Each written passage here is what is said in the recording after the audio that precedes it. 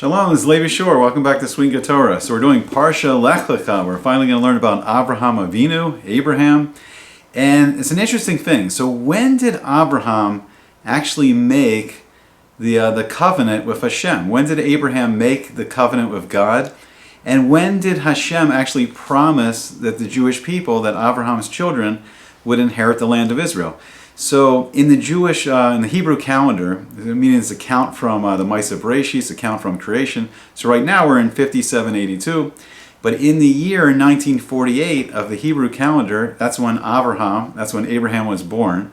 And then when he was 75 years old in the Hebrew calendar, in the year 2023, there was huge events that happened. So one of the events was this first world war, this global war right outside Damascus, Damascus in Syria.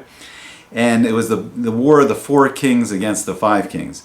And because his nephew Lot was captured, then he got involved in this war, and then he was victorious, and then he amassed a massive amount of gold, from the losing side in this war, and a lot of riches, gold, silver, precious jewels.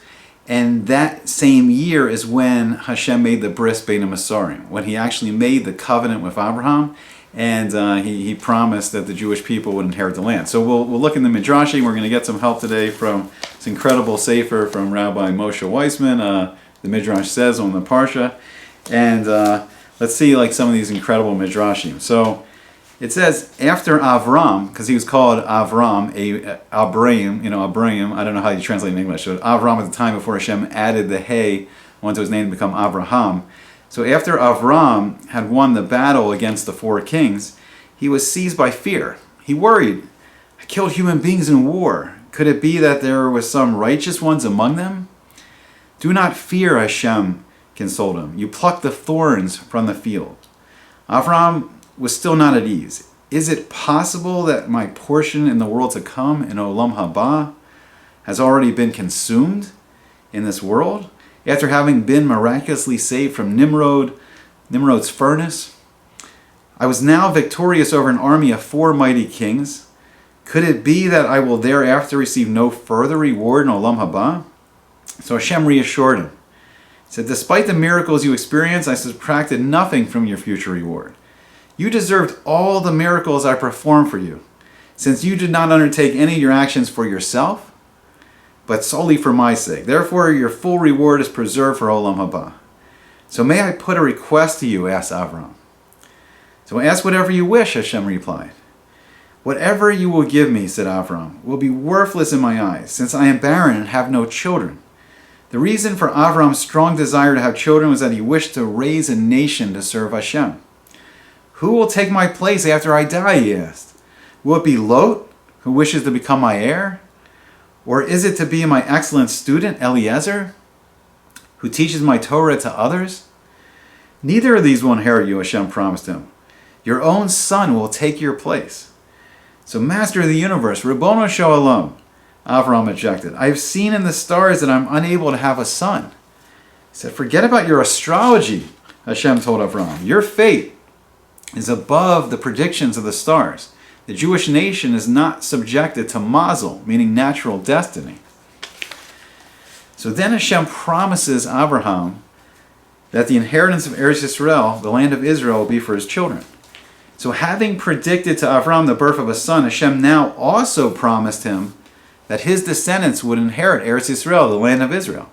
How can I be sure of it, asked Avraham. Give me a sign that they will actually inherit the land. Avraham's reason for seeking a sign was his fear that as soon as his descendants would sin, Hashem would not allow them to continue living in the Holy Land. Hashem assured Avraham, he said, even if they will sin, I prepared a means of atonement, kapara, for them, the korbanos, the offerings in the temple.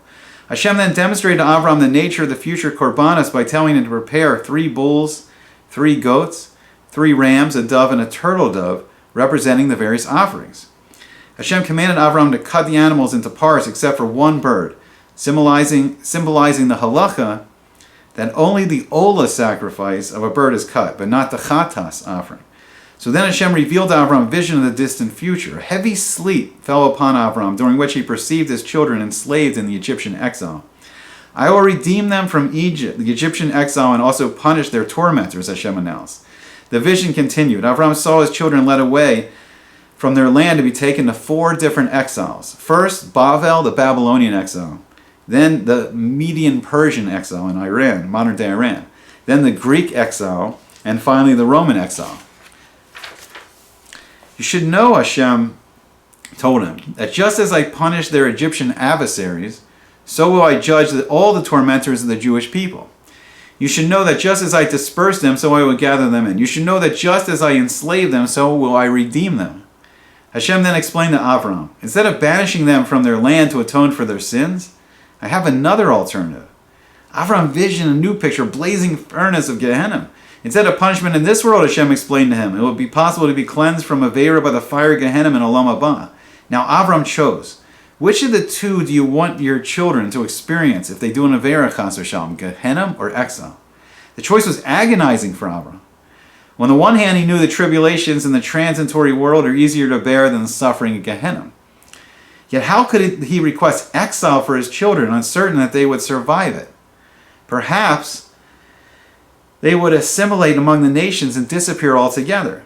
It was only when Hashem assured Avraham that the Jewish people would never cease to exist on the map of history, even in exile, that Avraham voted for exile. Hashem made a covenant. He made a bris with Avraham, known as the covenant between the parts, the bris bein habasarim, promising him that his descendants would drive out the 10 nations living in the land of Canaan, 7 in the time of Yeshua ben Nun, in the time of Joshua, and 3 more in Mashiach's time, and that they would take possession of Eretz Yisrael. So what's really interesting is this all happened on Pesach. It all happened on Passover of the Hebrew year of 2023. And there is their spiritual power there, the spiritual power that gave Abraham victory in this first global war. And it's the same spiritual energy, same spiritual power that we tapped into when we came out of Egypt, when Hashem took us out of Egypt. And Hashem promises to make, the descendants more numerous than the stars of Shemayim, the stars of the heaven. And we see that this is the actual, this is the covenant we're in with Hashem. And this is the amazing promise that one day we will inherit the land of Israel. We will fully inherit the land of Israel. So B'ezrat Hashem, may we see it soon in our days, the coming of Mashiach, and the fulfillment of all these promises that Hashem made to us. Okay, I hope you enjoyed it, and hope to see you back soon on Sweet and Good Torah.